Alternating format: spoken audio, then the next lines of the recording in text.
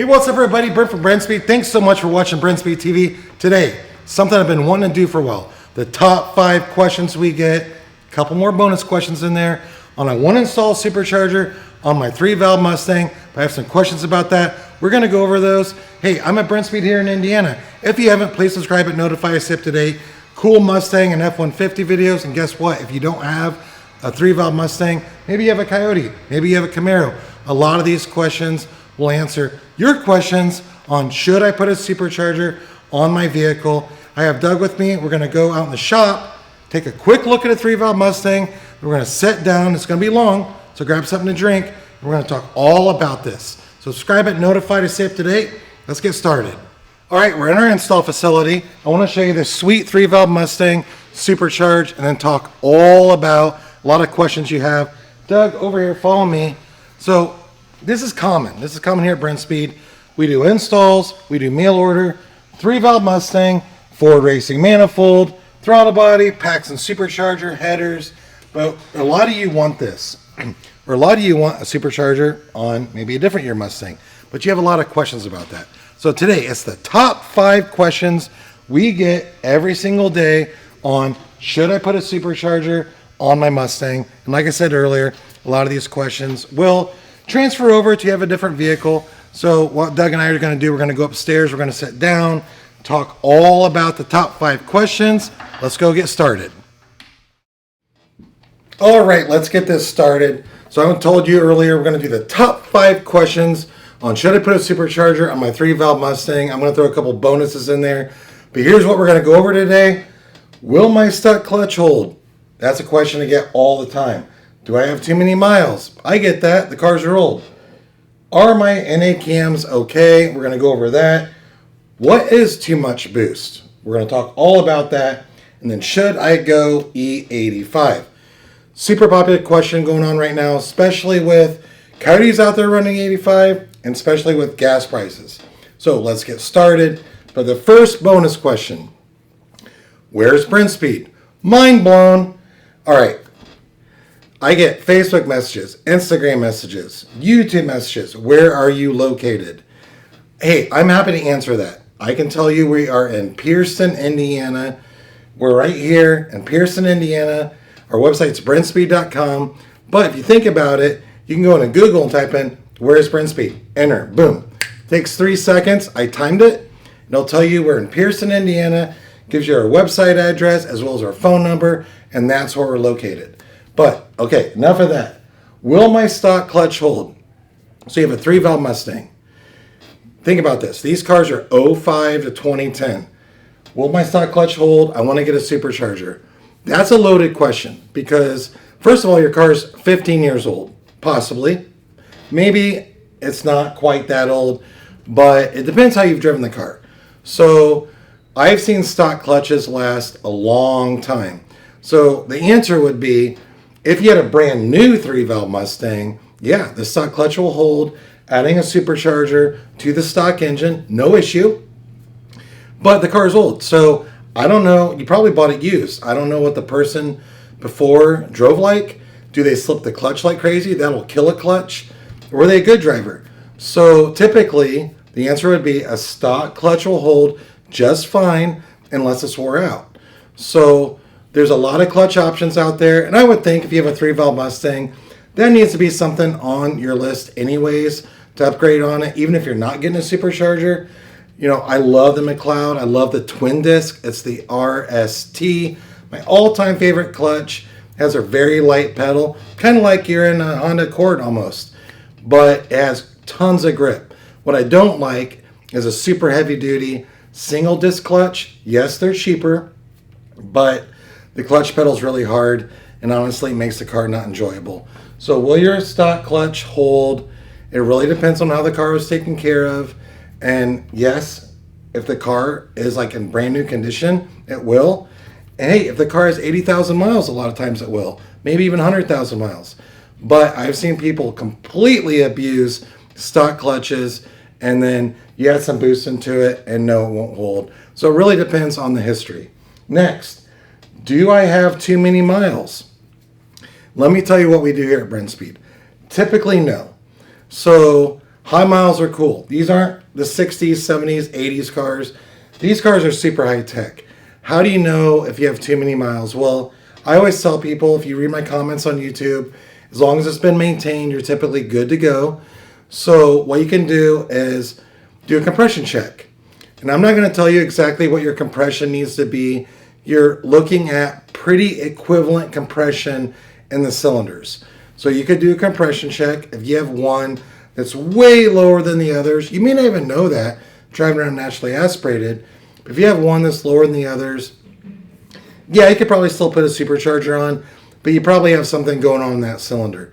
You can pull off a valve cover, and typically 99% of the time, I don't care if it's got 150,000 miles on a Mustang, we pull off a valve cover and it's super clean.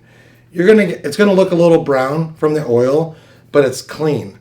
One time, I can think in the history, 20 years of working on these cars, so 2 valves, 3 valves, newer cars, pulled off a valve cover, and there was like literally a ½ inch of soot, and that means that engine has never had the oil changed, has been overheated probably multiple times, and we refused to install camshafts in the car because it was so much soot on there that was going to go down in the engine. It was going to be bad news, and that particular client ended up going another route. But do I have too many miles? Hey, you know what? If it's been maintained, you're typically okay. The valve springs are typically okay, and the lash adjusters and followers are typically okay. Putting a blower on a even 150,000 mile car, as long as it's been maintained. So compression check will tell you a lot. If you own the car since new, that's going to tell you a lot. As long as you took care of it, you're typically good to go. Next, are my NA cams okay? This is a huge question. Because a lot of you, I understand, you build your car NA over the years, then maybe you want to get a blower. You maybe have hot rods or thumpers or naturally aspirated trait rockers. I want to get a blower. Do I need to install a supercharger grind? Will my cams be okay? I typically say, do not spend the money on changing in a new cams. Don't do it. Because the horsepower difference with a blower between an NA grind and a supercharger grind is pretty minimal. So I would suggest don't spend the money swapping your NA cams out for a specific blower grind on a stock engine, because the horsepower you're going to get is so minimal, it's not really worth the money difference. Now, opposite of that, if you have an NA car and you think you're going to get a supercharger someday and you're going to put supercharger grind cams in, you will notice typically quite a bit of torque loss doing that. And if you don't get that supercharger someday, you're going to probably be regretting getting the supercharger grind cams. So if you have an NA car, get the NA cams, get the blower later. It's all good. Don't spend money on doing that. Even though, hey, I can sell you a set of supercharger grind cams. We can swap them out. It's no big deal. But honestly, for what you're going to get out of it, I'm saying don't spend the money. How much is too much boost? Well, a lot of you watching this have seen this. And a lot of you are new. Maybe you haven't seen it. I'm going to put a link at the end of this video to another video I made about horsepower limits, which are really torque limits on a 3-valve Mustang. Watch that video. It's going to go into a lot of detail. But this right here is kind of a loaded question, just like, will my stock clutch hold? What's too much boost? Well, variety of superchargers.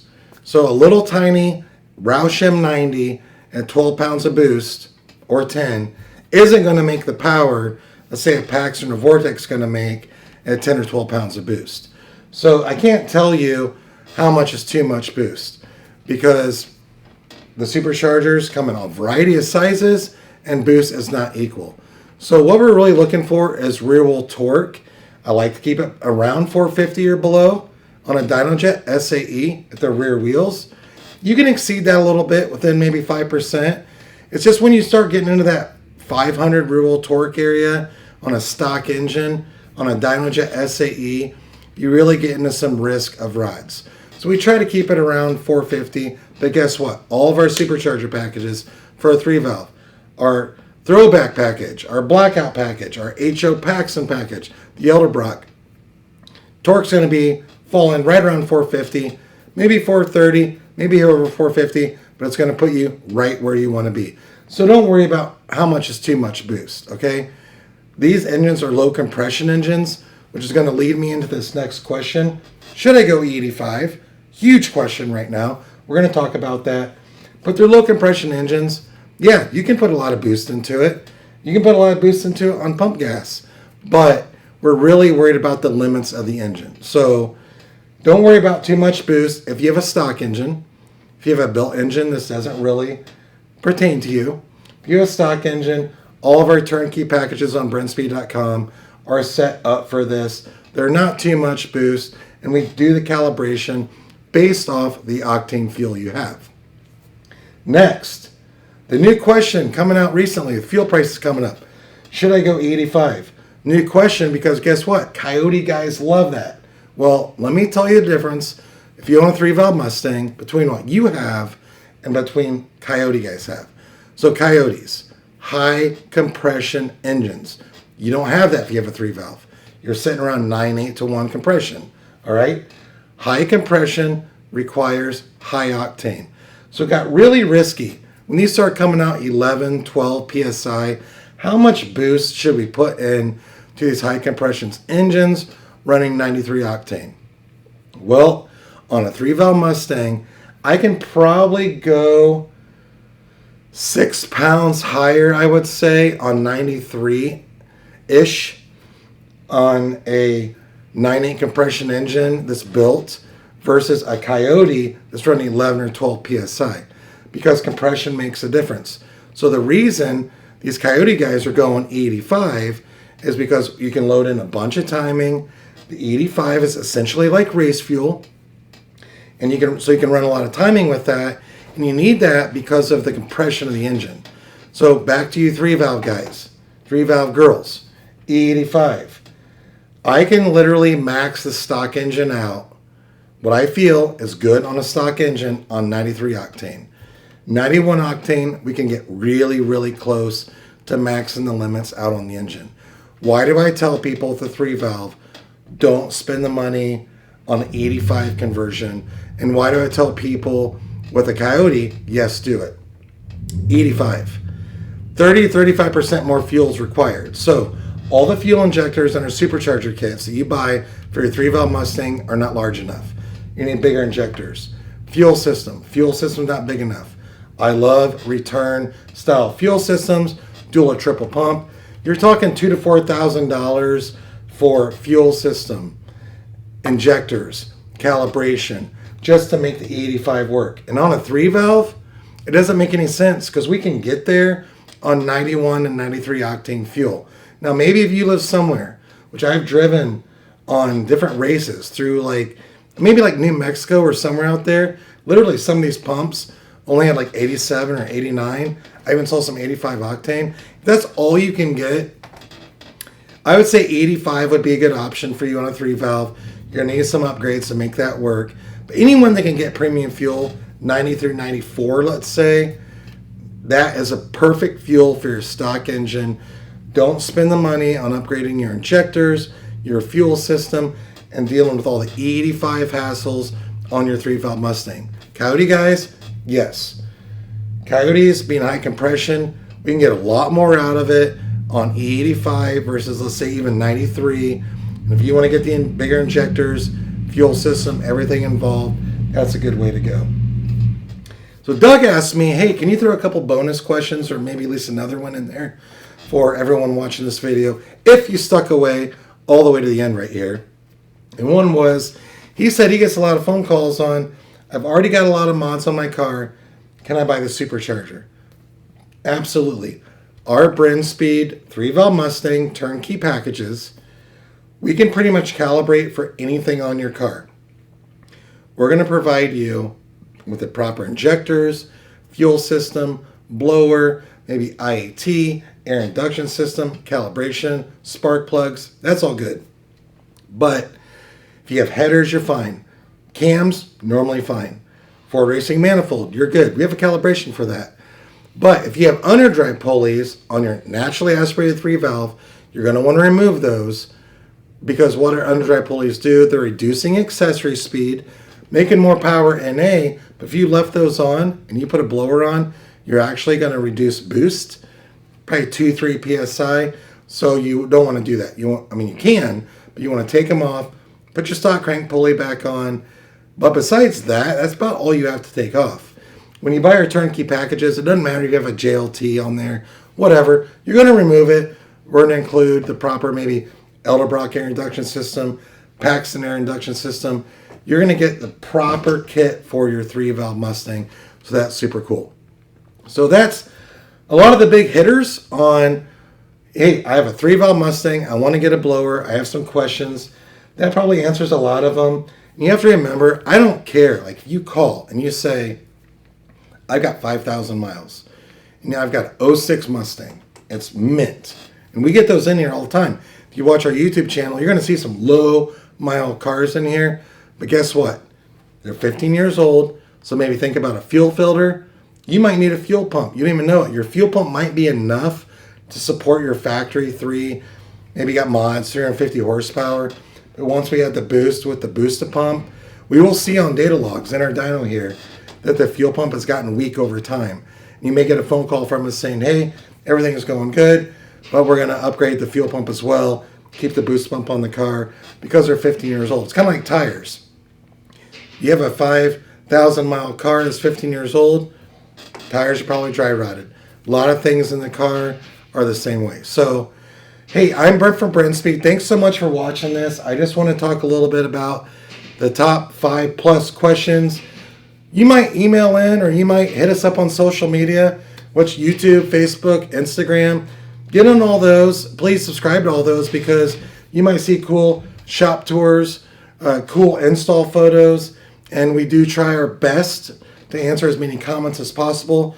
But that's the top 5+ questions on a 3-valve. And hey, if you have a Camaro, you have a Challenger, whatever, and you have a high mile vehicle, or you're maybe wanting to go boosted, a lot of the things I just talked about exactly pertain to you as well. So please subscribe, notify. I want a car built. Email quote@brenspeed.com as always. And that's it for today. Thanks for watching.